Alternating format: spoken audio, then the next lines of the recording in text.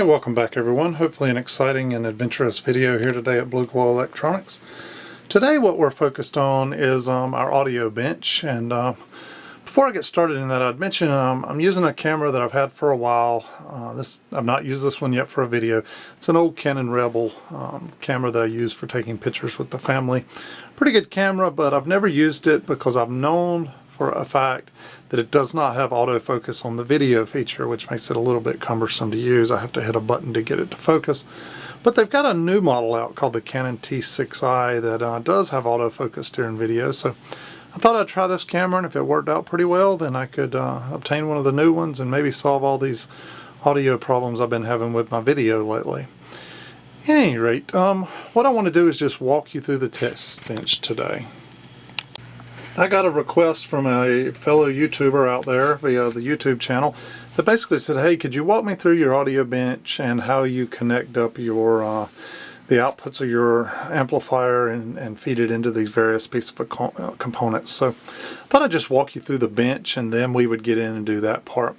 This up top's an attenuator, an HP4436A, that I do not use that often, but it's calibrated in decibels, and you can feed your input into one side and the output on the other side, and it basically attenuates your signal. I use that sometimes when building amplifiers and testing them out. This as well is a Heathkit regulated high voltage power supply. It's basically designed to replace the power supply in a tube amplifier, so if you're wanting to build something here on the bench and test it out, it's a great little unit. It has both your plate voltage and your negative bias voltage here that you would need to do that with. Great little unit. Down here we've got the Sprague Telemic TO-6A capacitance analyzer. Use this to apply high voltage to capacitors to test for leakage and breakdown. Not just like one of the little capacitor testers here would do, but actually at a high voltage. Over here, just a Tektronix, really nice frequency counter. From time to time I'll hook this up and use it.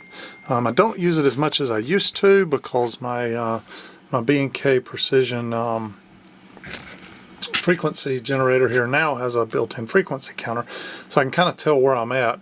Before I had a frequency counter generator that did not have a frequency counter on it, and so I basically had to have this external unit to tell what frequency I was on.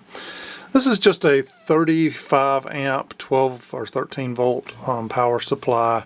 As you turn it on, and basically you can adjust the voltage here and you can read the current output. Use that for testing light bulbs, maybe ham radio gear, etc. 35 amps, pretty decent power supply. This is a similar power supply, except it's got a digital volt and amp meter, but it does have current limiting capabilities on this unit, so use that from time to time for some bench testing. That's a new piece of gear we obtained recently. Down here we've got the Rigol DS1054 oscilloscope, and I don't use that one a lot, but I use it when I'm doing any type of digital work. It has some storage features that are nice for digital work, and we'll use that from time to time. Over here though, the Tektronix 2246 scope, I absolutely love this thing and I use it all the time. So it's not a very expensive scope. This one I got, it was lab calibrated and tested here just a few years back before I got it, and I think I've got about $250 in it, so not a crazy expensive scope.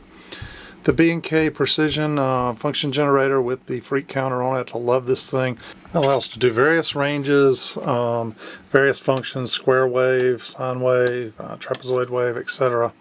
And then up here I've got a Fluke 45 dual display multimeter, so just a typical multimeter. The same as these bench units I use down here, just up here in a nice setup. And sometimes I'll hook that up as part of my bench setup when I'm testing stuff. It does get some use from time to time. But I will tell you the HP 3582 Spectrum Analyzer is it's kind of the king of audio analyzers as far as the good old analog type. A lot of people these days use units that hook up to their PCs and kind of replace this old analog technology, but these things are great and they're simple to use. Then you get down here, the 8903 audio analyzer, just a great unit to have. I'd highly recommend one of these to anyone. And then we've got the access switch, which I built, and that's the focus of today's video. Now, I will tell you, with all the tools here I've got on the bench, including the power supplies, the soldering irons, etc., the Dremel tool, bench units here on the side, everything about this. Up here I keep an old 888 analog meter, really good for using different things. We've got kind of our speakers up here, as well as a lot of the bins like we keep in the other room. I keep stuff I use handy all the time here. So Dremel accessories, banana connectors, BNC connectors, shrink wrap tubing, test leads, some wire and whatnot, silver Teflon wire. I keep all this stuff on this side and just random stuff up there on the top. But I think you could build this whole bench. My guess is if you did it on an economic basis and took your time, much like I did to build this thing, I think you could build this whole setup. My guess is about $3,000. I was doing some quick math a while ago, but it's not going to cost you a fortune if you want to get into the audio repair business. $3,000 is a capital investment up front to get you going is not astronomical. I know a lot of auto shops, they'll spend $10,000 on one piece of equipment to test emission of cars or something like that, so it's not too crazy. But let's pause here and let's dive into this this access switch, which is really the whole key to my setup as far as hooking up the audio gear and equipment to all this test equipment. Okay, so you can see coming out of the back of an amplifier here, I got a couple things that I typically have going on. I've got a set of banana plugs, not banana plugs, RCA jacks that feed then to a phono jack here just via a cable into a typical iPod or whatnot that I used to play music with. I can also take the same RCA jack and I can move it up here and say plug it right into my frequency generator. And I will tell you that this is kind of the key secret to that sauce, the secret sauce. This is it's a BNC to RCA connector right here, as you can see. And then these you can find online. And what they are a mono to stereo converter. So you've got mono RCA, but then it feeds both sides of the stereo connector here. What that allows us to do, so if you're out buying one of these, make sure you get the right one. But what that allows us to do then is basically feed out of this function generator, and right now I'm feeding a 1 kilohertz tone basically. It feeds it to both channels, so it ends up going into this thing on both channels. And as well, I can move this little cable right here, and I can plug it into a similar little jack that I've got right here on the front of the 8903B audio analyzer. So that's kind of how I get my input into the actual stereo or amplifier, whatever I'm working on, is via these RCA jacks and then feeding it either this way, function generator, or 8903. And I'll go into the difference between that and this here in just a few minutes. Alright, so once you start feeding audio in, let's just say you're playing music in, then your amplifier basically amplifies that signal, the audio signal, and sends it on the output here. And if you'll notice, a lot of amplifiers like Marantz, this is a nice Yamaha unit, they have a plug-in little speaker wire connectors here. And the nice thing is I've got these little wires that come out of that, and they basically feed over here to a set of banana plugs. And the cool thing about this is it's pretty versatile. So one, as these things wear out, because you have to trim these from time to time, they start getting wear out, it's pretty easy to replace these wires here. And these little jumpers allow you, if need be, I'll give you an example, you could unplug these, and if you had an amplifier that had banana jacks in the back, you could plug this straight into the amplifier. So extremely versatile little setup I've built here, and really love how simple it is. You can see I've got marked here L for left channel and R for right channel. It always helps me figure out what. And then these actually feed up and in. It's kind of hard to see where they go, but they come into the back of this access switch, okay? And I've got a schematic drawn up, and I'm going to show you how that works. But let's just pretend they come into this access switch, and then they feed into these ports right here, okay? So you basically have 10 ports in a row right here that are all BNC, and Sorry about that. My son was coming down the steps. So what this is, it's an HP 3757A access switch. I will recommend do not go off and run off in eBay and buy one of these, because you may be sadly disappointed. Because what it is originally from the factory, it was a video switch, and I basically have gutted the entire internals out the inside of this. The circuit board that was inside, everything that was there is gone at this point. Really all I bought this thing for was this slimline panel. It's only about 1.5 inches tall. It's got 10 ports on the front of it. And that's really all I wanted, was something fairly shallow to sit right here in this nice little spot on my bench. So I bought this thing at a Hamfest for $5, and so I knew when I bought it what I was going to do with it, and I brought it home and I just stripped the guts out of it. But then basically what I did was I took the inner pins of all 10 of these, and on 9 of them I tied them directly together. And then on the 10th one right here, as you can see, it says 1/10 output. So I used a voltage divider network, like a 10K resistor and a 100K resistor or whatnot. I don't remember exactly right now, but I built a little voltage divider circuit so that this port, what comes out of it, is 1/10 of what's on all these other ports. And the reason I did that, if you'll notice, this thing has a little red tag on it. And it feeds over here to this little red tag, which is on channel 1 of my oscilloscope.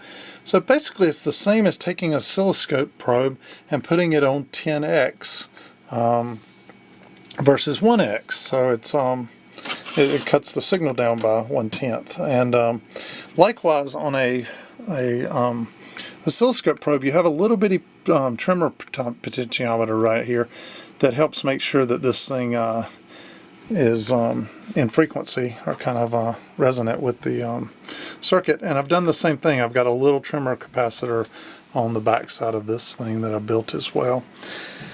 And I've added these switches here, and this switch was already on it, but it was the off and on switch, and I've kind of repurposed it for something else at this point. But we'll dive into that a little bit more when you see the schematic. But basically, think about this thing feeds into this access switch, and then from that point, basically everything's feeding out. So this comes out, goes to the oscilloscope, sends a signal here.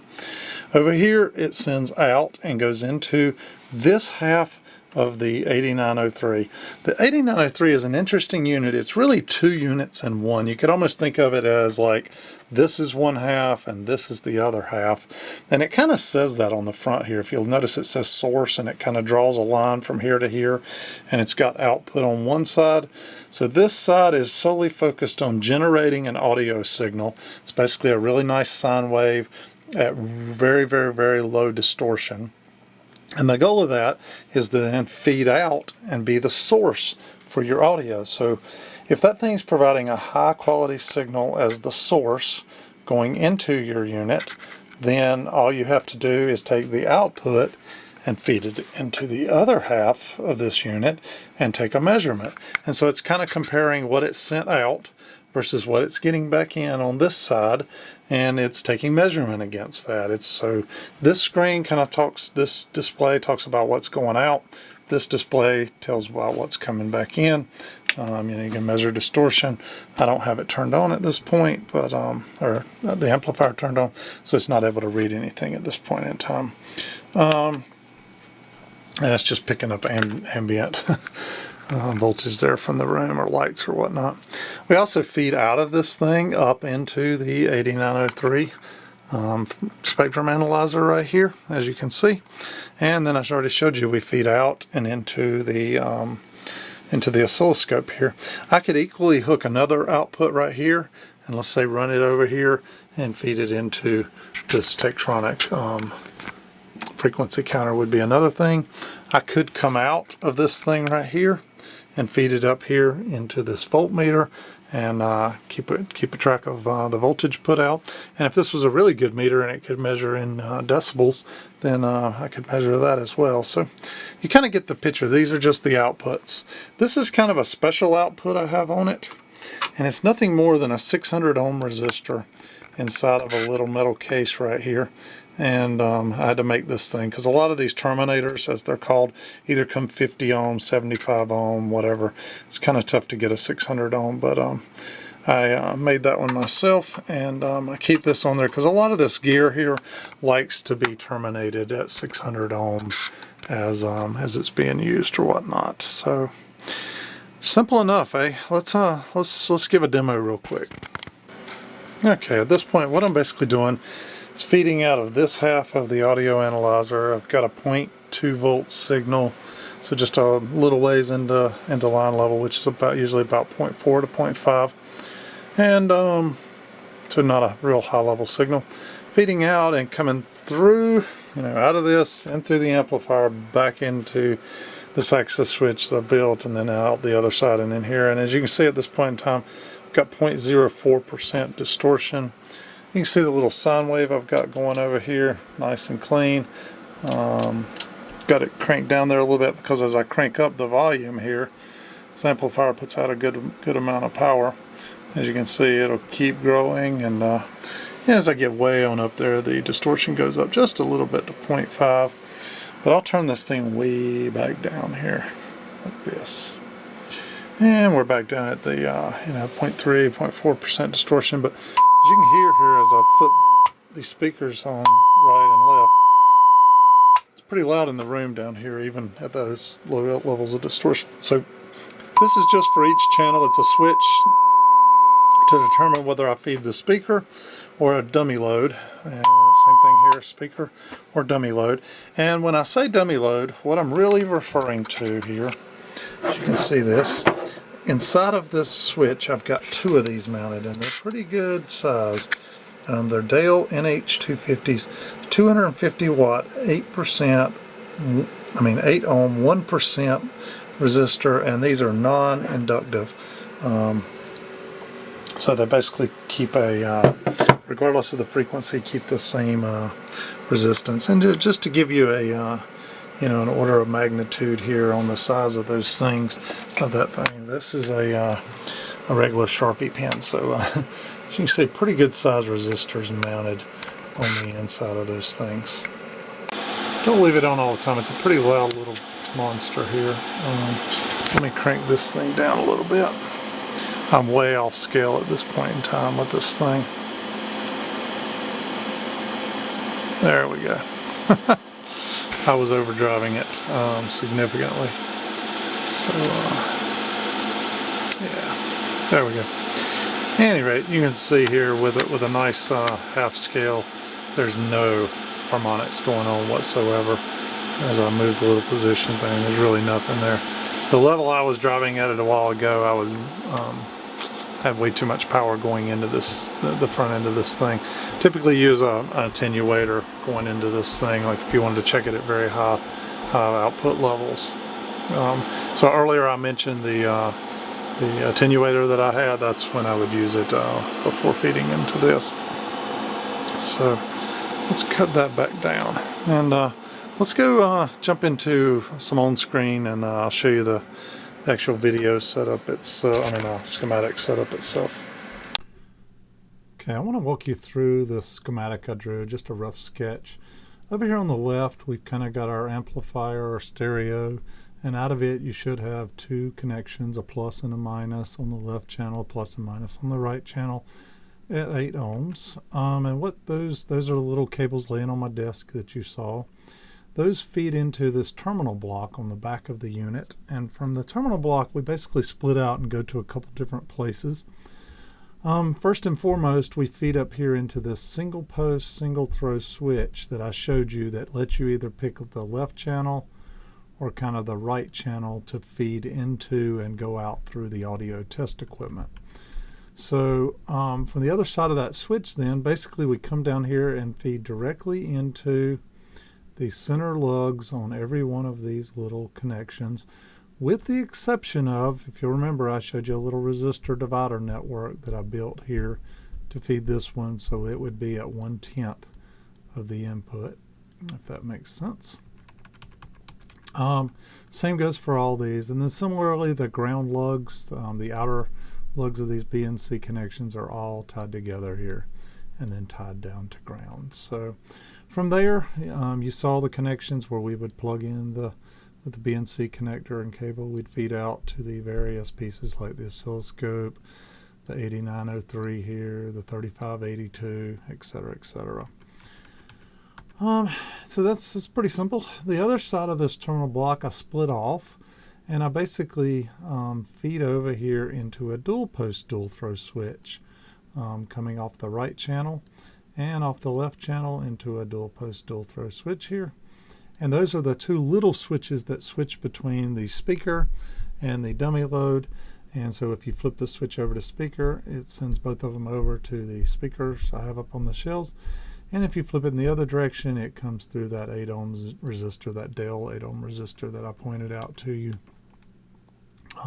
Similarly, on the other channel, you have the ability, independently of what you do with the left channel, to do something with the right channel. So in other words, you could have, one speaker playing on one and flip the other one to the dummy load, or vice versa. Or you can put them on both on dummy load. You can put them both on speaker, whatever you want to do there. So kind of the measuring side of this over here, what you're measuring, really doesn't have a lot to do with this side of it, which is where you're producing the audio output. But for simplicity's sake, when I'm doing audio testing, I'll usually start out on the speakers to make sure I can kind of hear what's going on and make sure that what I'm doing makes sense. And then I'll flip to the 8 ohm resistors here, which help reduce the noise level to nothing.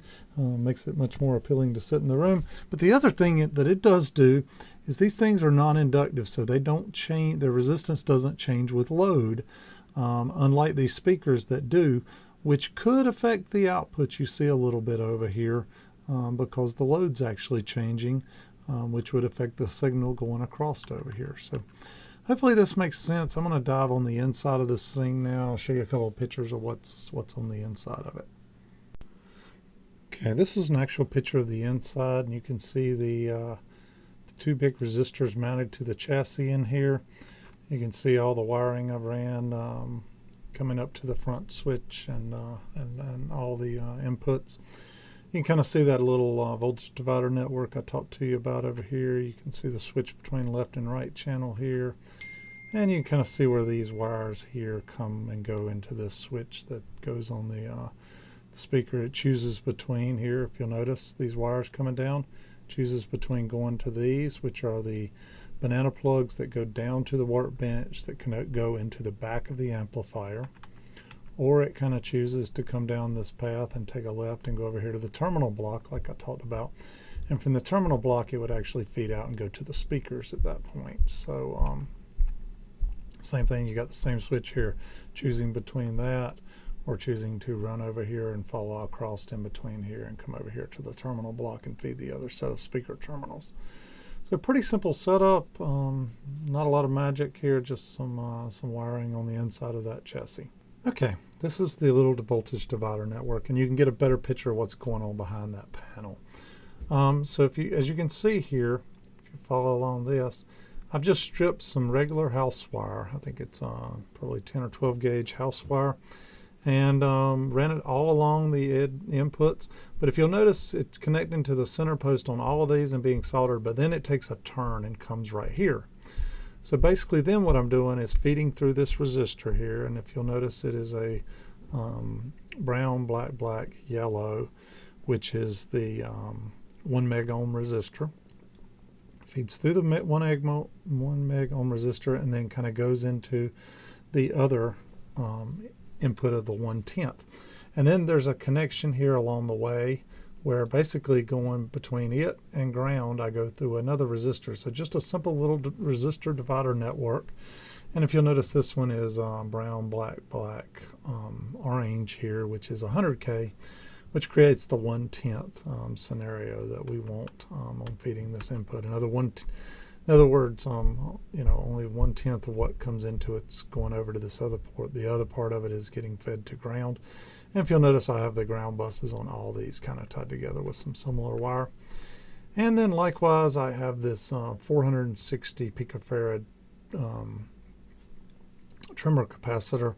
here sat between the input and ground itself. So it enables me to trim this circuit out a little bit. And I took this picture before while I was building this a few years ago, so this switch is not even hooked up yet, but I found this in my archive and I thought maybe it would help explain what's going on.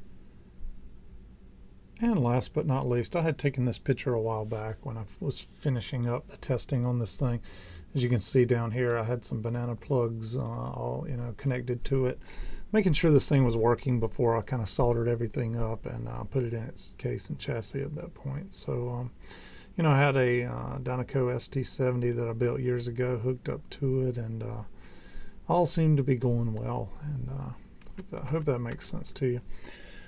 Alright, thanks everyone for watching. Trying different camera setup here. Like I say, if this camera and the audio work out fairly well, then I'll probably obtain me a new camera, because I thought, well, I could switch software. So I joined, did the trial on the Adobe Premiere Pro software, their Premiere video editing software, over the weekend, and it was a very powerful tool. It took me a little bit of time to figure it out, but then once I got into it, it was missing a lot of the features Camtasia has.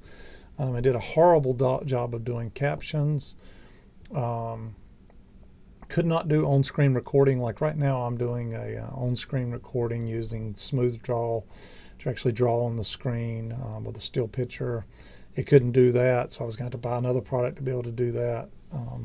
So I think I'd just soon buy a new camera and keep using Camtasia. I've kind of mastered the software at this point in time, and it's turning out quite well. So if you got any questions about what we've got set up on the bench, post them in the thread to this, and I'll be glad to respond. And if I need to make another video, I can do that as well. Thanks again for watching, everyone. Hope you have a happy Easter. It's early Easter morning here in 2016. And we'll keep making these videos. Keep leaving us feedback. Thanks.